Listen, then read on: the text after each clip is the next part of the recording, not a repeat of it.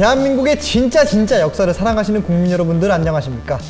저희는 기온 무기다. 이무기입니다. 김효연입니다.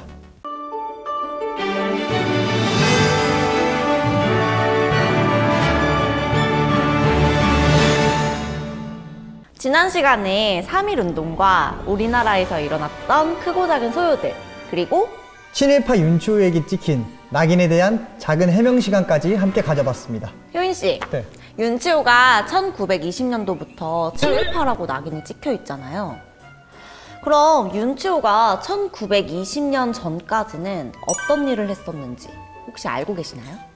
우리가 일반적으로 알고 있는 이승만, 안창호 이런 유명인들이 윤치호의 일기에 자주 언급이 되잖아요.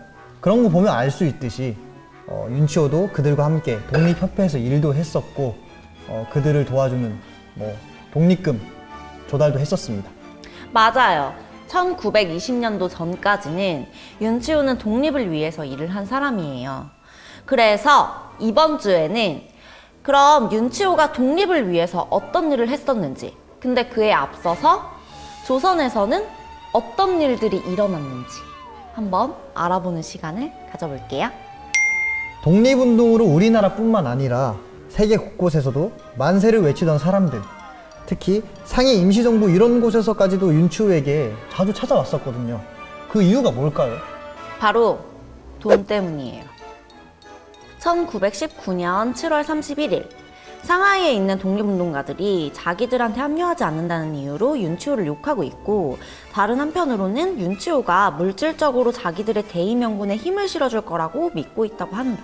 1919년 9월 12일 오후에 예쁘장하게 생긴 여학생이 찾아왔는데, 그녀가 조선인민협회 명의의 서한을 내밀면서 조선 독립을 위해서 자금을 대달라고 요구했다. 1920년 1월 8일 어떤 젊은이가 이제 YMCA 회관으로 찾아왔는데, 그는 안창호 씨로부터 독립운동에 대한 내 입장을 명확히 알아오라는 지시를 받았다고 한다. 그래서 윤치호가 얘기를 하니까 이 사람이 제가 보러 여기까지 왔는데 선생님의 생각을 왜 들려주지 않고 나를 이렇게 박대하냐. 그래서 윤치호가 화가 나서 내가 자네한테 와달라고 부탁한 적이 없는데 왜 내 의견을 물을 권리가 있지? 내게도 대답하지 않을 권리가 있는 것이 아닌가? 이렇게 안 좋았던 이야기. 1921년 2월 10일 상하이 임시정부가 정령 양식 있고 증정 어린 정부라면 우리 모든 조선인들은 밤낮으로 공포에 떨게 하고 있는 자기들의 자금 확보 방식을 포기하겠노라고 대외적으로 천명해야 한다. 사람 목에 권총을 들이대고 돈을 요구하는 건 정부 요원이 할 일이 아니라 강도나 할 짓이다. 조선인 갑부들을 골라서 임시정부의 자금을 대주지 않는다고 죽이거나 억지로 자금을 대게끔 해서 그로 인해 일본인에게 죽음을 당하도록 하는 건 조선인들을 거짓 신세로 전락시키는 행위의 다름이 아니다. 이것이 애국심이라면, 이것이 국민에 대한 봉사라면, 이것이 독립이라면 주여 우리를 이 모든 것으로부터 구해주옵소서. 밖에서 독립운동하는 사람들한테 이 회의적인 게 뭐냐면 3.1운동을 하고 독립운동을 하는 게 결코 나쁘다는 게 아니에요. 그럼요. 독립운동을 하려면 특히 이제 이렇게 상해 임시정부처럼 밖에 나가 있는 사람들을 보면 뭐가 필요해요? 돈이 필요하잖아요. 그 돈이 어디서 나오겠어요? 결국 윤치호 같은 사람한테 이런 식으로 와서 자꾸 돈을 달라 그래요. 그러니까 윤치호도 처음에는 주는데 이게 점점 줄수록 쓸모없게 사용된다고 생각이 드는 거죠. 그러니까 거기서 이제 하는 게 뭔데 싶어지는 그런 21년 11월 20일의 일기를 보면 중국에 있는 조선 사람들에 대한 소식을 듣게 돼요. 그래서 베이징에서 조선인 애국자라고 이제 자처하는 무장 강도들이 2번이나 이제 강도짓을 했대요. 그러면서 베이징에 조선인이 하나로 뭉쳐서 강도질을 했더라면 차라리 나는 강도를 당하고도 오히려 기뻤을 거다. 근데 베이징에 살고 있는 조선인이 500여 명인데 그 중에서도 분파가 7개나 된답니다. 상하이와 베이징에 있는 애국자들이 내가 조선을 떠나 자기들에게 합류하지 않는다고 해서 나에 대한 험담을 늘어놓고 있다는 얘기도 들리고. 그럼 윤치호가 생각했던 돈을 바르게 쓰는 방법은 뭘까요? 젊고 똑똑한 애들을 교육시키는 거. 이거는 1800년대부터 똑같이 누누이 얘기했던 거거든요. 그러니까 그때도 국력을 키우려면 젊은 인재들을 양성해야 된다. 계속 똑같은 얘기를 지금 하고 있는 거예요. 그래서 뭐 실제로 학생들 유학도 보내고 학비나 생활비에 돈을 많이 대줘요. 그래서 1919년 10월 26일 일기를 보면 남궁벽이라는 한 청년이 내게 편지를 보내서 도쿄에서 학업을 계속할 수 있게 도와달라고 간청했다. 근데 그렇다고 아무 학생들에게나 다 돈을 대준 건 아니고 윤치호가 유학생의 여비와 학비를 보조해주는 데에는 다음과 같은 조건이 있었다고 해요. 첫째, 신학이나 과학 또는 실업을 배우는 자일 것. 둘째, 반액 이상의 여비나 학비를 준비해 놓은 자일 것. 셋째, 애걸하지 않는 자일 것. 나름대로 윤치호만의 뭐 어떤 기준이 있었네요. 당장 배워서 나라에 힘이 될 수 있는 그런 실용적인 공부에 대해서만 지원을 해준 거죠. 아, 그리고 저는 그 에피소드가 기억에 남아요. 그 홍난파 이야기. 아, 맞아. 네. 그거 한번 소개해 주시겠어요?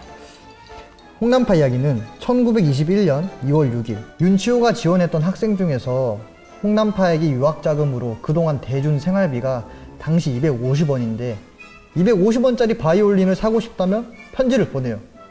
물론 이게 실용적이지 않다고 판단한 윤치호는 거절을 했겠죠. 그러니까 윤치호한테 구두쇠의 죄악에 대한 연설이 적힌 편지를 보낸 거예요. 고마워하지는 못할 망정. 그래서 윤치호가 열받아 했던 내용이죠. 홍난파도 굉장히 유명한 인물인데 저런 일이 있었다는 게 너무 재밌더라고요. 아, 그리고 또 그 유명한 사람 이야기 중에서 최남선과 관련된 그런 얘기를 좀 드리고 싶은데.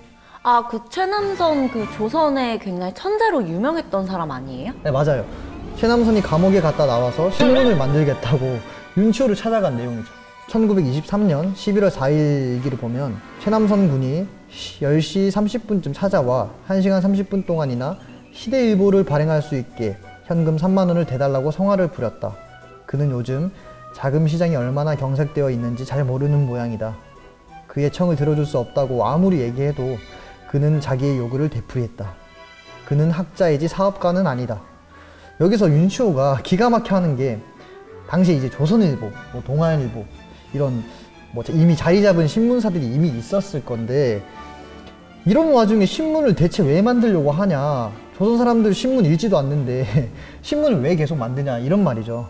윤치호 일기를 보다 보면 지식인이라는 사람들이 맨날 모여서 하는 게 이제 우리 뭐 할 거다 하면서 계속 뭔가를 만들려고 해요.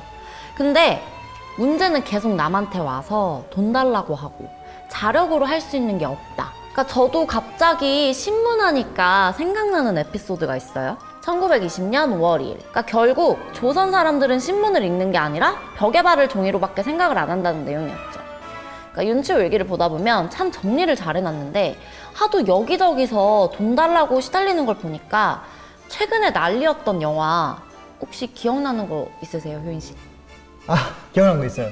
기생충. 역시. 윤치호가 조선인들의 특징에 대해서 정리를 또 기가 막히게 잘 해놨는데 그 큰 특징 중에 하나가 바로 기생이에요. 1920년 1월 25일 조선에서는 기생 생활이 명예로운 것이 되어버렸다. 1920년 2월 24일 서울의 부자들은 모두 다소 긴 식객의 명단을 갖고 있다. 물론 나도 그 중에 한 사람이다. 식객들은 일반적으로 탐욕스럽고 배은망덕하다. 그들은 지난 20-30년 동안 우리 집에 식객 노릇을 해왔다는 사실에도 아랑곳하지 않고 내가 자기들을 부양해주길 원하고 있으며 또 그렇게 해달라고 요구한다. 남에게 의존하며 사는 게 조선인의 제2의 본성이 되어버렸다.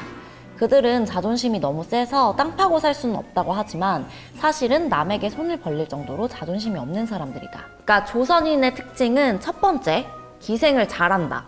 그러니까 유교국가 조선시대 때는 상업 같은 게 발달하지 않았잖아요. 그래서 만약에 지방 사람이 이제 일이 있어서 서울에 올라왔어요. 그럼 자야 되잖아요. 그럼 어디서 자겠어요? 뭐 영화나 드라마 같은 거 보면 주막이나 뭐 여관 같은 데 자지 않을까요? 우리가 사극에서 보던 그런 뭐 주막이라든지 이런 거 다 환상이에요. 그러니까 사극이 만들어낸 거고 시장? 이런 거 없어요. 그러니까 그래서 윤치호도 1880년대에 막 유학 가가지고 그런 외국의 모습들을 보면서 신기해 하잖아요. 근데 길에서 잘 수는 없잖아요. 그럼 어디서 자요? 사람들이 남의 집으로 가요. 근데 그지 같은 데는 또 안 가요. 딱 봐도 부잣집. 그러니까 자기도 좋은 데 자고 싶거든. 그러니까 효인 씨라면 부잣집으로 가겠어요? 그지 같은 집으로 가겠어요? 부잣집으로요. 그래서 이 사람들이 딱 봐도 일단 의리의리하면은 가서 두들겨요. 안에서 누구십니까? 하면은 내가 지나가는 적인데 오늘 밤 뭐 어쩌고 블라블라 설명을 해요. 그럼 또 이제 조선시대 때 양반 계층이 또 엘리트고 지식인이고 타의 모범이 되는 그 아주 소수의 집단이기 때문에 양반들은 아무리 이 사람이 그지 같더라도 재워줘야 돼요. 그러니까 진짜 옛날 막 부잣집에 가보면 방 한 칸씩 이렇게 행랑들이 막 이렇게 있는데 거기가 막 사람들 재워주는 곳이거든요.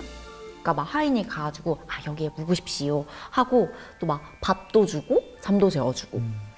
그래서 이제 부잣집은 가보면은 거기에 한 20-30명씩 있단 말이에요. 20-30명이요? 그래서 이제 윤치호도 여기서 얘기하는 게 우리 집에도 굉장히 긴 식객의 명단이 있다. 근데 이게 어떻게 보면 좋은 문화라면 또 좋은 문화죠. 그렇죠. 약간 노블리스 오블리제 같은 좀 가진 자가 베풀어야 된다. 근데 그것까지는 오케이. 근데 문제는 뭐다? 기생하는 사람들이 아무렇지가 않다는 거예요. 그러니까 사람이 좀 염치가 있으면 미안해하고 좀 그래야 되는데 조선 사람들은 그런 게 없고 굉장히 뻔뻔하다는 거죠. 남에게 의존해서 사는 게 조선인들의 특징이 되어버렸다. 다시 일기를 보면 그들은 자존심이 너무 세서 땅을 팔고 살 수 없다고 하지만 사실은 남에게 손을 벌릴 정도로 자존심이 없는 사람이다. 이 부분이 제대로 포인트네요. 조선 사람들은 본인들의 자존심이 너무 세다고 하는데 근데 사실 남의 집에 기생해서 사는 게 그것보다 자존심 상하는 일은 없잖아요. 뭔가 모순적이네요. 저도 기생하니까 갑자기 생각나는 부분이 있는데 1921년 5월 4일 조선인은 이기심을 독립심으로 기생을 상호부조로 잘못 알고 있다. 조선 사람들이 당시에 독립한다고 하는 것이 그것이 자체가 이기심인 거고 여기서 더 포인트는 기생 부분인데 기생하는 걸 서로 돕는다고 생각을 한 거죠. 맞아요. 그러니까 상생경제. 지금 우리나라에서도 보면 무슨 상생경제라고 해서 전통시장, 뭐 재래시장 이런 거 살려야 된다고 상생에 대해서 엄청 얘기를 하잖아요. 그래서 뭐 서로 우리 도와가면서 살자고. 근데 재래시장을 도와주고 마트는 또 문 닫게 하고. 이게 정말 상생이냐고요. 그러니까 상생이 뭐예요? 상생은 둘이 같이 사는 게 상생인 건데 지금 막 우리도 상생이라고 말은 하는데 포인트는 빼먹는 거잖아요. 막 어떻게 하면은 대기업 거를 더 뺏어올지 막 하고 있고. 그러니까 윤치호도 딱 그 얘기 하네요, 지금. 기생을 상생으로 생각하고 있다. 1921년 4월 21일 일기를 보면 조선인의 큰 결점 중 하나는 작은 것을 경멸한다는 점이다. 단 한 그루의 과일나무도 돌볼 줄 모르면서 수천 그루의 과일나무를 가지고 과수원을 시작한다. 거창한 것, 거창한 이름, 거창한 쇼를 선호하는 것이야말로 조선인의 상인과 제조업자가 실패를 맛본 가장 큰 원인이 되었다. 그러니까 또 하나 윤치호가 지적한 조선인의 문제점 중에 하나가 바로 작은 것을 경멸한다는 것인데 특히 일제 통치하에 있으면서 이 부분이 조금 더 비교돼서 눈에 띄었던 것 같아요. 네, 그리고 사실 지금도 보면 사회에서 어떤 일이 생기면 무슨 단체를 만든다 뭐 그런 말을 하잖아요. 그래서 지금도 외국인들이 한국 와서 보고 제일 신기해하는 게 한국 사람 뭐만 하면 일단 막 단체를 만드는데 그리고 거창하게 뭐 명함까지 파고 그런 거 있잖아요. 그렇죠.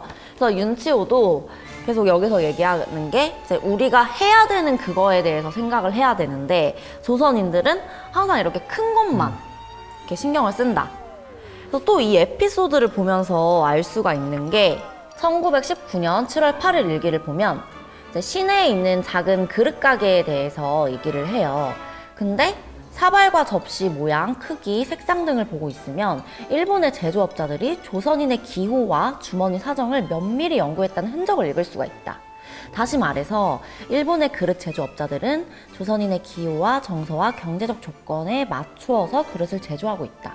결과는 대단히 성공적이다. 이 그릇 제조업자들로부터 뭔가를 제대로 배워야 할 텐데. 그러니까 일본 사람들 보면 이제 반대로, 그러니까 우리랑 반대로 작은 것을 굉장히 중요시 하잖아요. 그러니까 만약에 내가 청소부야? 그럼 나는 제일 중요한 게 청소하는 거. 왜냐면 내 인생에서 가장 중요해. 왜냐면 난 청소부니까. 그리고 또 만약에 우리 집이 스시를 만드는 집이야. 그럼 스시 만드는 게 세상에서 난 제일 중요해. 왜냐면 나는 스시를 만드는 사람이니까. 그러니까 이제 일본이 장인 문화가 있을 수 있는 거고, 장인 문화 얘기는 제가 1886년도에 이제 이지번촌 얘기하면서 한번 다룬 적이 있어요. 근데 아무리 우리가 생각하기에 좀 천한 직업이다 이래도 이 사람들은 열심히 하는 거예요. 그러니까 조선인들은 지 앞가림, 지코 석자인 거 막 생각을 해야 되는데 맨날 막 정치, 막 큰 얘기만 하고 있는 거고, 근데 지금의 일본이 강국이 된 것도 아무리 작은 것이라고 해도 그거 하나 열심히 만드는 것. 그러니까 일본의 모든 제조업이 잘 되는 게 바로 그 정신이 있기 때문인 거거든요. 네, 맞아요. 그리고 윤치호가 자기 애기들 장난감 사러 가는 그 에피소드 아세요? 아, 맞아, 기억나요. 1920년 12월 11일 조선인은 장난감이 큰 이윤을 남길 수 없는 시시한 품목이라는 이유로 장난감을 만드는 걸 대수롭지 않게 여긴다. 그런데 조선인은 대기업을 감당할 만한 능력이 없기 때문에 감히 대기업을 운영할 수도 없다. 결국 조선인은 안 하는 것과 못 하는 것 사이에서 어영부영 하다가 점점 이 분야에서 소외되어 간다. 윤치호가 애들 장난감 사주러 가보니까 뭐 다 일본 장난감이고 뭐 애들 눈은 휘둥그레지고 있고, 왜냐면 우리는 장난감을 만드는 사람이 없으니까 다 일본 거밖에 없는 거죠. 근데 그 없는 이유가 또 비슷한 맥락이 있어요. 물론 뭐 꿈을 크게 가져라 뭐 그런 말이 있긴 한데, 그래도 작은 일들을 멸시하는 사회가 그 당시 분명 존재했다고 저는 생각을 하고, 저는 이게 일종의 뭐 아무것도 없는 사람들이 자기 덩치를 부풀리기 위해서 뭐 그런 허황된 것만 줬다가 생겨난 사회 현상인 것 같아요. 맞아. 그리고 나는 이거 너무 재밌었어요. 그러니까 효인 씨가 소개해줬던 그 최남선이 왜 신문 때문에 찾아왔던 네. 돈 달라고 했던 그 에피소드랑 관련된 건데, 이제 1923년 10월 24일을 보면은, 그러니까 최남선이 자꾸 돈 달라고 이렇게 찾아와가지고 나 곤란하다 그런 내용인데, 그들은 내가 돈을 산더미처럼 쌓아놓고 사는 줄 아는 모양이다. 그래서 이게 소문이 어떻게 났냐면, 제 18은행에 30만 원, 제 130은행에 18만 원의 계좌를 가지고 있다는 소문이 나돌고 있다. 근데 그거 진짜 은행 이름이에요. 130 은행. 아, 이거 은행 이름이 왜 이러냐면, 이제 우리가 알고 있는 제1은행 있죠. 네네네. 그것도 이제 제1이라서. 아, 제1? 응. 어. 그래서 이제 뭐 그 다음으로 만들어진 거는 뭐 제2은행, 제3은행. 그러니까 이렇게 가는 게 일본식의 발상인데, 그러니까 은행을 만들면 첫 번째 은행이니까 제1은행. 그래서 여기도 보면은 제18은행에서부터 130은행까지 이렇게 와 있는 거예요. 아, 그 지하철 노선도 그렇잖아요. 뭔가 만들어진 순서대로 1호선, 2호선 하는 것처럼 그런 식이네요. 그죠? 그래서 아무튼 그래가지고 윤치호의 이 돈에 대해서 이렇게 소문이 난 거예요. 근데 이걸 듣고 윤치호가 완전 억울한 거예요. 나는 제 18은행에 돈을 단 한 푼도 저축하지 않았다. 그리고 심지어 130은행은 어디에 있는지도 모른다.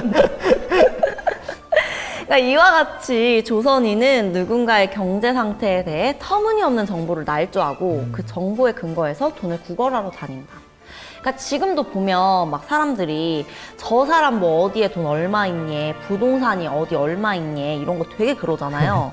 막 남의 경제 재정 상태 막 지들끼리 날조하고. 맞아요. 심지어 지금도 보면 똑같은 게 막 사람들 야 너 돈 있는데 저기 기부 좀 해. 뭐 그런 식으로 부추기잖아요. 아, 특히 연예인들. 그러니까 막 연예인한테 쟤 돈 많은데 기부 안 한다 뭐라 하고, 또 막 누가 기부하면은 가서 배우라고 그러고 지나 배우지 남한테 막 배우라고 하는 거 있잖아요. 계속. 네. 허황된 것을 쫓는 조선인들에 대해 얘기를 하다 보니까, 그리고 윤치호가 정리를 참 잘해놨는데 그 중에서 이 고모식 장례식 갔다가 느낀 점에 대한 부분이 있잖아요. 1920년 10월 8일 요컨대 조선인의 장례식은 의미 없는 의식, 눈물 없는 애도, 분수에 넘치는 비용이라는 세 단어로 요약할 수 있다. 이거 진짜 허례허식인 거잖아요. 그러니까 막 사람들, 손님들 막 개떼처럼 와가지고 사람들이 진짜 이렇게 슬퍼하는 거예요? 그러니까 지금도 똑같잖아요. 막 장례식 가서 뭐 밥 먹고 술 먹고 막 고스톱 치고. 그래서 1921년 2월 20일 일기를 보면은 조선인의 장래가 어둡다. 조선인은 대략 4개의 층으로 나눌 수가 있다. 해서 또 정리를 해놨어요. 그래서 1번, 미래는 생각지도 않고 지나간 과거에 흠뻑 취해서 사랑방에 앉아 담뱃대나 빨고 있는 노학자들과 옛 관료층. 두 번째, 오로지 자기의 탐욕만을 챙기는 무지몽매한 계층.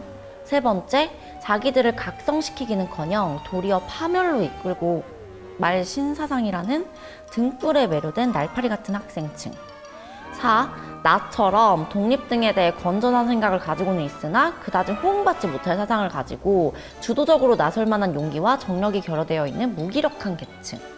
자, 누가 이 답답한 수렁에서 날 꺼내줄까? 그러니까 이것도 소름 끼치는 게 지금이랑 굉장히 똑같은 느낌의 분류예요. 그러니까 결국에 내가 이렇게 바른 생각을 가지고는 있는데 이렇게 호응은 좀 못 받고 그렇다고 나서서 막 이렇게 하기에는 조금 그런 상황이다. 근데 이걸 보니까 또 생각나는 에피소드가 그 윤치호가 당시 양반의 특징에 대해서 정리한 부분이 있거든요. 1929년 1월 24일 조선 양반의 기본 생활 법칙은 이렇다. 1. 밥 먹을 때와 글씨 쓸 때 빼고는 손 하나 까딱하지 마라. 이것이야말로 조선인에게서 나타나는 게으름의 어머니다. 2. 모든 사람이 내 시중을 들도록 만들라. 남들 시중을 들 생각은 마라. 이것이야말로 조선인이 갖고 있는 이기주의의 아버지다. 비유가 진짜 날카롭죠. 사실 이런 타락한 양반들을 보면 이미 도태되고 있던 당시 조선의 국면을 알 수가 있고, 이런 사회 흐름들이 일제강점기를 어쩌면 재촉하게 된 계기가 되지 않았을까, 그런 생각을 해봅니다. 그러니까 조선 사람들은 지는 막 힘든 일 안 하고 싶어 하고, 또 내가 남을 떠받드는 거는 싫어하면서 남들은 나를 또 떠받들어주길 원하고, 하여튼 이 마인드가 문제네요. 그러니까 효인 씨, 그러면 윤치호가 정리해놓은 이런 조선인들의 특징을 보다가 혹시 가장 미개하다고 생각됐던 부분은 어떤 부분이에요? 사실 지금도 뭐 존재하는 부족민들처럼 그들만의 풍습이 내려오고, 뭐 그것을 보고 사람들은 뭐 미개하다고는 하지만 또는 그들만의 문화다라고 말도 하던데, 저는 아무래도 당시 조선에 이제 조혼 풍습, 조혼, 그게 가장 그렇지 않았나 싶습니다. 1919년 8월 21일이기도 그렇고 1920년 3월 14일이기도 그렇고, 조선의 노인은 조혼이라는 악마에 사로잡혀 있다. 그들은 자기 자신의 만족만 추구하는 대단히 이기적인 사람들이다. 그래서 자기 아이들이 훗날 가정을 화목하게 꾸려나갈 수 있을지에 대해서는 조금도 관심이 없다. 그런데도 이 노인들은 조선의 독립을 보고 싶어 한다. 조혼에 대해서 얘기를 많이 하는데, 일찍 결혼하는 거, 조선시대 때 있었던 조혼 풍습, 되게 아기 때 결혼을 하잖아요. 10살도 안 된 애가 결혼을 하고. 근데 그때 결혼을 하면 뭐 결혼 생활이 제대로 되겠어요? 뭣도 모르는 어린애들이? 그렇죠. 그래서 윤치호가 생각하기에는 당시 이제 조선에서 가장 없어져야 할 풍습이 바로 조혼이다. 이 조혼이 계속 없어지지 않는 이유가 노인들이 계속해서 자꾸만 자기네 아이들을 조혼을 시킨다는 거예요.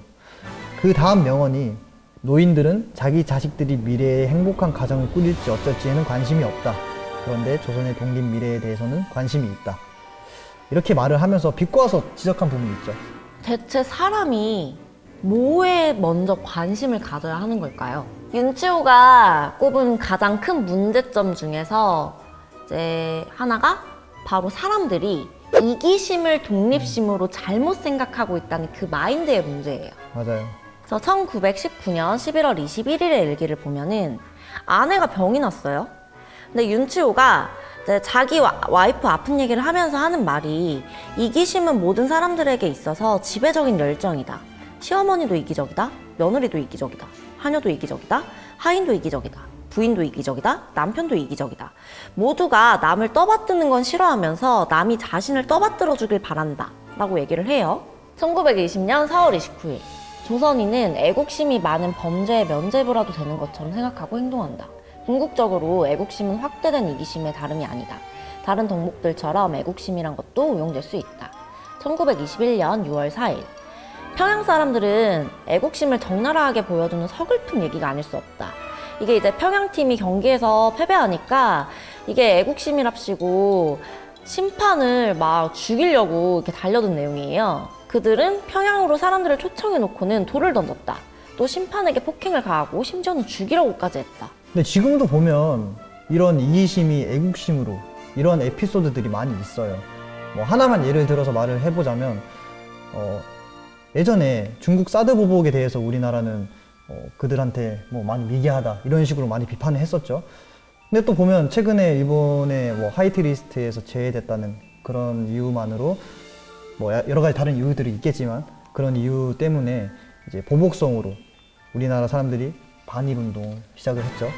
뭐 그런 감정들을 앞세워서 애국심을 운운하는 부분이 분명히 있어요, 저희도. 근데 이제 물론 저도 대한민국 사람이다 보니까 뭔가 우리나라에 이득이 되는 부분이 많았으면 좋겠고 그건 당연한 거죠. 당연한 건데 이제 이런 여러 가지 흐름을 잘 알지 못하고 뭐 그런 것들을 이제 반일 운동 그런 것들을 앞세워서 뭐 애국심을 운운한다면 그게 바로 국가 파시즘으로 연결되는 지름길이 아닐까 그런 생각을 해봅니다. 그리고 1919년 11월 11일 여기에 2명의 조선인이 있다. 한 명은 자기 논이나 상점에서 열심히 일하면서 자기 가족을 편안하게 부양하고 주변 사람들을 도와가면서 점잖게 살아간다. 하지만 그는 만세를 부르고 다니지는 않는다. 다른 한 명은 도박꾼에다 남봉꾼이다. 그는 방탕한 생활로 아버지에게 물려받는 재산을 탕진한다. 하지만 그는 시도 때도 없이 만세를 부른다. 두 사람 중 어느 쪽이 진정한 애국자일까? 당시 조선에서는 후자가 애국자거든요. 나가서 만세를 불러야 애국자예요. 그러니까 지금이랑 똑같네요, 아주. 그렇죠. 사실 일반 개인은 뭐 우리가 그냥 정치인도 아니고 왕도 아니고 또 조선시대 때도 그 수많은 사람들은 이미 고려시대 때도 그냥 농민이고 그 할아버지의 할아버지는 삼국시대에도 농민이었고 그냥 하루하루 자기 삶을 살아가는 것 뿐이거든요. 그래서 지금도 중국에서 약간 좀 시골에서는 아직도 황제가 있는 줄 알고 그 살아가는 사람이 있다고 할 정도로 그만큼 사실 일반인들은 관계가 크게 없잖아요. 그래서 지금의 왕이 뭐 조선의 왕이던 고려의 왕이던 뭐 일본의 왕이던 그냥 이 사람들은 하루하루 열심히 사는 건 거고 윤치호 생각도 뭐 그렇게 자기의 하루를 열심히 살고 가족을 부양하고 이런 사람이 올바른 사람인 거다. 근데 막 개판이야, 개차반이야. 지 가족들은 돌보지도 않고 막 도박하고 남봉꾼 이런 사람이 무슨 국가 독립 원한다고 밖에 나가서 막 만세 부르고 이런 거는 결코 아니다라는 그 부분을 아주 비교를 잘 해놨네요. 그래서 일장기 에피소드도 마찬가지인데 그 일장기를 뭐 거냐 마냐. 네, 맞아요. 1919년 10월 1일 총독부 시정 기념일에 이제 일장기를 달지 않는 탓에 일본인 관리들과 민간인이 잔뜩 화가 났다. 그들은 조선인이 일장기를 달지 않은 걸 두고 국기에 대한 모독이라고 한다. 그러니까 나는 반대하진 않는데 우리가 일본 치하에서 사는 한 통치자들의 명령에 따라야 하니까. 근데 이 일본도 마찬가지야. 그러니까 조선인한테 일장기를 달라고 강요하지 않을 만큼 너그러워야 한다. 그리고 1919년 10월 30일 그러니까 내일 일장기를 달 것이냐 말 것이냐 하는 문제 때문에 골칫거리다. 그리고 다음 날인 10월 31일 아침에 일장기를 내건 가정집은 거의 찾아볼 수가 없고 우리 동네에서 일장기를 단 집은 우리 집뿐이었다. 그래서 그때 상황이 어땠느냐? 경찰관들이 상점과 가정집을 돌면서 일장기를 달라고 독려하느라고 동분서주했다.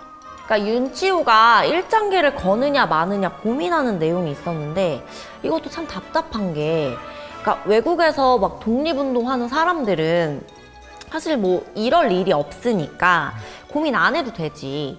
근데 막상 요 상황에 그러니까 한국에 있는 윤치호는 당장 내일 일장기 하나 거는 것 때문에 막 당장 일본 순사가 막 찾아와서 막 문 두들기고 그리고 막 외국에서는 막 계속 돈 대달라고 막 사람 보내고 그러니까 윤치호는 결국 여기서 작은 데다가 걸리면은 온 가족이 큰일 나는 그런 상황인데 그래서 이렇게 여지껏 윤치호가 독립운동에 가담하지 않았던 것으로 결론 내려지는 게 그러니까 독립운동은 무의미한 것이었다. 그러니까 독립운동하는 사람들의 어떤 애국심을 의심하는 게 아니라 한 게 없다는 거예요, 실질적으로. 그렇죠. 그러니까 독립협회 사람들, 뭐 학생들, 다 나름 똑똑하고 좀 배운 사람들인데 그러니까 이런 사람들이 오히려 다른 실질적인 어떤 거를 독립을 위해서 할 수 있는데 왜 그걸 안 하냐 이건 거죠. 그랬군요. 그러면 우리가 다음 주에는 이제 본격적으로 윤치호가 생각했던 독립의 방법은 어떤 것이 있었을지 한번 알아보는 시간을 가지도록 하겠습니다.